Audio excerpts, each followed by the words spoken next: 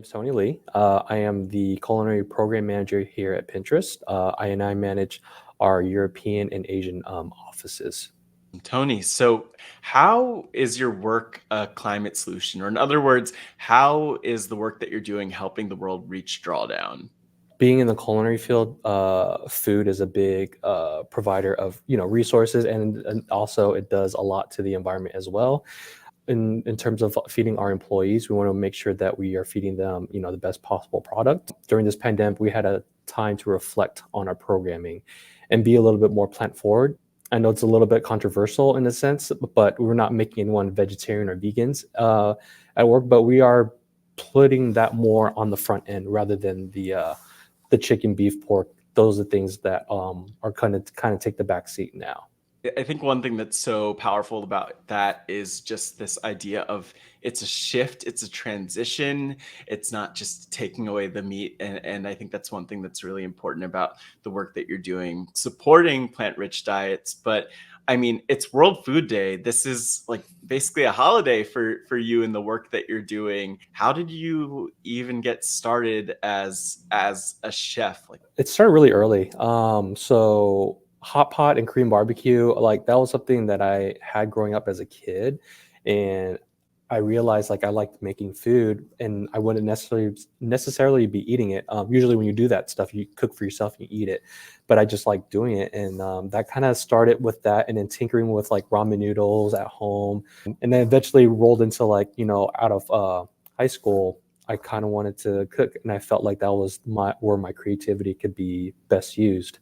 But of course, it took me a little bit after high school to figure that out. I want to make sure that's something I want to commit myself to. So after a few years of just doing some odd jobs, finally took the plunge to go to culinary school and do the whole program and get into some really nice restaurants after that. when did you figure out that overlap between your work cooking and making all these delicious meals and our planet and climate? To be honest, I'm a little late to, getting the realization of like the impact that our team makes on a daily basis.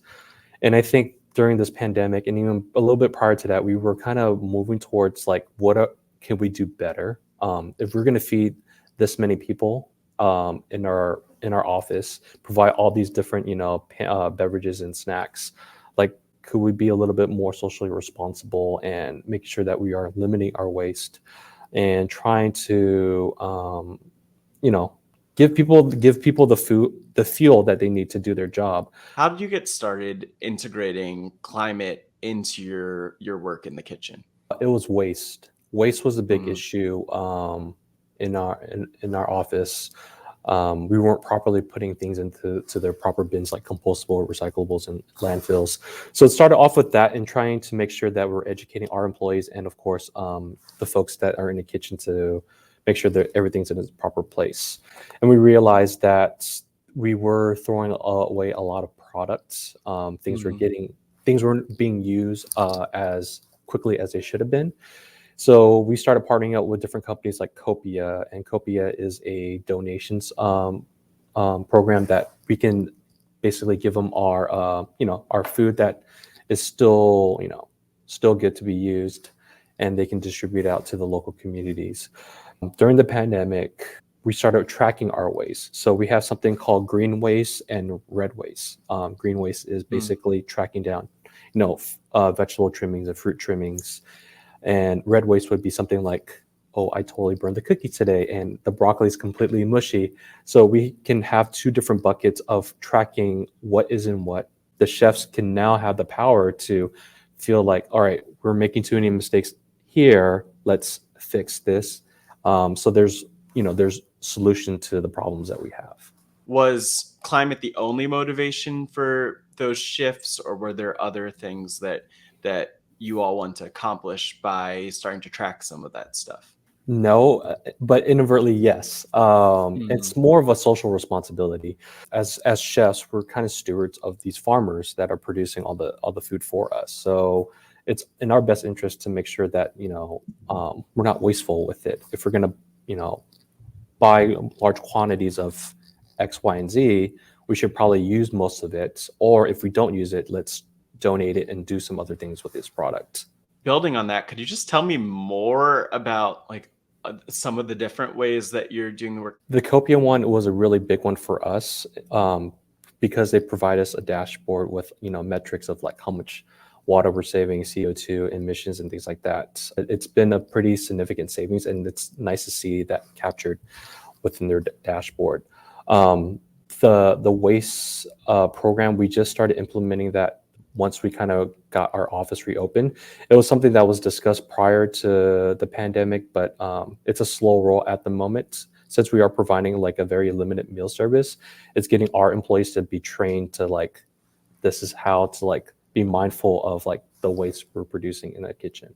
We provide pantry for our office, and we're either switching that to like bulk packaging, so we don't have individual packages, bulk beverages. So instead of individual glasses of apple juice, orange juice, and chocolate milk, it's bulk. So you pour it in a glass. Removing ourselves from disposables, so providing like chinaware, glassware, mugs. These are the small things that we're trying to do to limit our waste. Whether that's a compostable, fork or whatever, it's still going into some sort of bin, and we definitely are making that effort to limit ourselves on that. There's so many different levels, there's so many different climate solutions that you're really leveraging. So you're reducing food waste, you're addressing composting, you're supporting plant-rich diets. There's so many different things that you're doing, but one thing that resonates with me already is just how, like you mentioned, you're newer to thinking about climate, and yet you're still able to have that impact that you're having. Are there like certain programs or things that you're planning for or hoping for when it comes to just continuing this shift? I think it's just really just starting this implementation with this plant forward diet that we're doing. It has yet to be rolled out on a global level. So where my role comes in is I want to make sure that we're kind of using HQ as our as our testing ground, but we definitely want to broadcast this out to our global offices and make sure that we're all aligned with the same programming for that. Definitely, it's something that it's in the top of mind, but as we reopen everything, it's going to be something that we're going to ask our vendor partners for sure. Do you have any advice for someone who might be in a career who wants to make it more environmentally friendly, or who wants to be more environmentally conscious in the choices that they're making with whatever decisions they make within their role? Yeah, I think it's just be knowledgeable of where things are coming from, and food is we can make anything delicious as food. It doesn't have to be meat centric. Like for example, like a steak Yeah. dinner. It's I mean I love steak as much as anybody does, but you don't have to have that every day. Treat it as like a treat. Once in a while, and it's something that we're implementing. This thought process has implemented the way I'm raising my kids, trying to be a little bit Mhm. more plant forward and bringing that lifestyle back to us. Because I realized, when we eat so much like meat and things like that, like my body feels a little differently. I feel like I'm a little bit slower, but once we made this transition over, I just felt like we just overall felt better and felt more healthier, and it doesn't feel so sluggish. And I think exactly what we're trying to do here at the office is that we don't want people to fall asleep after Yeah. eating a heavy meal, right? We want them to be more engaged and just have that energy just to kind of keep you going throughout the day. Is there anything that you would say to someone who, isn't on board with making those changes and just kind of wants to do things the way that they've been doing them? I say being in this industry, there's always challenges, and this just take this as a challenge to kind of like test your culinary acumen and think about the impacts a cattle farmer has on the world rather than a vegetable farmer. Mm. We don't always have to use so much beef. Let's just limit it. Just be socially aware of what's being produced and how it's being produced and how it's impacting our environment. But I think the biggest thing for us chefs is just challenging yourselves, and just challenge yourself to make things delicious without adding so much protein.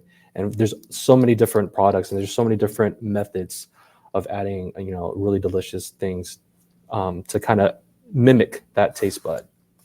Yeah, I think that's actually a good lesson that a lot of people could learn from, not only when it comes to food.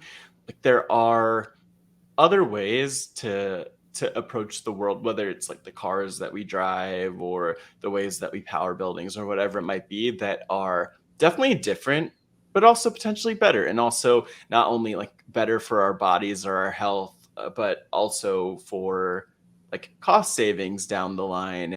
I want to turn to you, Tony, for any final words. Just keep yourself aware with everything that's going on. Especially with our industry now, it's changing with climate solutions and changing with like how we're capturing CO2, or what are our CO2 emissions per office, per location. And even if you're in a restaurant, having sticking to a menu that's locally sourced, and that way we're not producing things that are coming from different parts of the world. Right. Just being more conscious about these things, and we don't always have to eat so much. And I think that's the biggest thing about our culture is it's a big thing about consumption, and we don't need that much consumption in order to nourish our bodies. And I think it's a practice that we all need to take into account.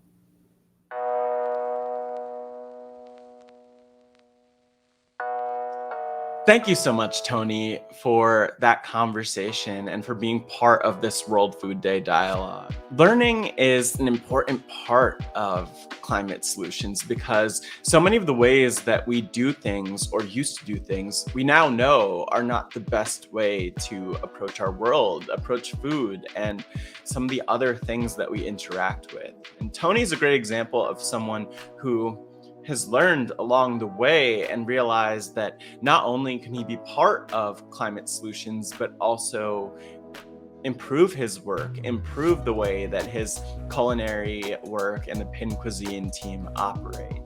Next, I'm talking with Cesare Assad, who, in their work with Food System 6, is really focused on supporting a wide range of entrepreneurs who are thinking about climate solutions and truly helping them prioritize equity and humans in the process. A lot of this comes from Cesare's own experience, and we dive into that, further stressing the importance of prioritizing equity and, as we say at Project Drawdown, reaching drawdown as quickly, safely, and equitably as possible.